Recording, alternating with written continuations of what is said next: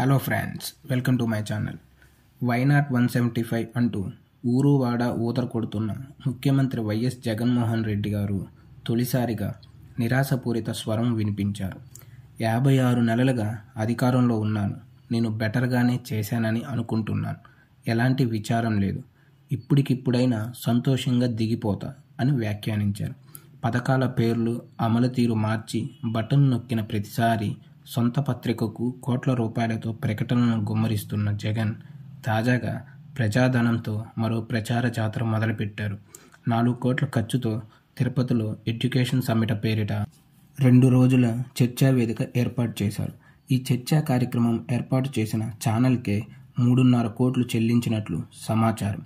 ప్రభుత్వ image buildup కోసం times గ్రూప్కు 25 కోట్లు సమర్పించిన జగన్ ఇప్పుడు ఇండియా టుడే ఛానల్తోనూ అదే తరహా డీల్ కుదుర్చుకోవటం గమనార్హం.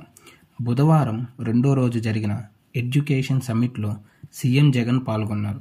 సీనియర్ జర్నలిస్టు రాజ్దీప్ సర్దేశాయ్ ఈ కార్యక్రమాన్ని నిర్వహించారు. ఈ చర్చను విద్యారంగానికే పరిమితం చేశారా అంటే అదీ లేదు. సుమారు గంటల పాటు సాగిన చర్చలో దాదాపు 25 నిమిషాలు రాజకీయ అంశాలు కేటాయించారు. ముందే అన్నట్లుగా ఈ ప్రశ్నోత్తరాలు సాగటం మరో విశేషం.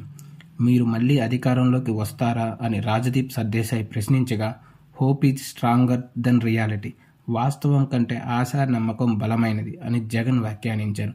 ఆ తర్వాత 56 నెలలుగా అధికారంలో ఉన్నాను, నేను బెటర్గానే చేశానని అనుకుంటున్నా, ఇప్పటికిప్పుడైనా సంతోషంగా దిగిపోతా అంటూ ఎన్నికల ముందు ఓటమి స్వరం వినిపించారు. విభజన హామీలు సాధించేందుకు జగన్ ఇన్నేళ్లలో చేసిన ప్రయత్నమే లేదు. కేంద్రానికి తూతూ మంత్రం లేఖలు రాయటం తప్ప ఘాటుగా ప్రశ్నించిందే లేదు. రాష్ట్ర విభజన చేసిన కాంగ్రెస్ను విమర్శించింది లేదు. కానీ రాష్ట్ర విభజన అన్యాయమైన పద్ధతిలో జరిగిందంటూ హఠాత్తుగా గుర్తుకొచ్చింది. సోదరి షర్మిల పీసీసీ అధ్యక్షురాలి హోదాలో ప్రత్యేక హోదా సహా ఇతర అంశాలపై వరుస ప్రశ్నలను సంధిస్తుండటంతో కాంగ్రెస్పై జగన్కు బాగా కోపం వచ్చింది. కాంగ్రెస్ పార్టీ నీచ రాజకీయాలు చేస్తుంది, అది ఆ పార్టీ సాంప్రదాయం. విభజించి పాలించడం ఆ పార్టీకి అలవాటు. రాజకీయ ప్రయోజనాల కోసం రాష్ట్రాన్ని అన్యాయమైన పద్ధతిలో విభజించారు. అలాగే మా కుటుంబాన్ని కూడా విభజించారు. నేను కాంగ్రెస్ నుంచి బయటకు వచ్చినప్పుడు మా చిన్నాన్నకు మంత్రి పదవి ఇచ్చి మాపై పోటీకి నిలబెట్టారు. ఇప్పుడు ఆ పార్టీ సారథ్య బాధ్యతలు నా సోదరికి అప్పగించారు. వారికి దేవుడే బుద్ధి చెప్తాడు అంటూ శాపనార్థాలు పెట్టారు. కొత్త రాష్ట్రం కావడంతో కేంద్రం సహకారం అవసరం అంటూ ఎన్డీఏలో కొనసాగిన టీడీపీని జగన్ విపక్షంలో ఉండగా నిత్యం వేధించుకు తిన్నాడు.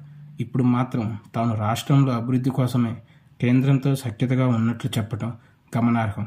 ఏపీలో జాతీయ పార్టీలైన కాంగ్రెస్, బీజేపీలకు ఉనికి లేదని, తమకు టీడీపీ, జనసేన పార్టీలతోనే పోటీ అని స్పష్టం చేశారు.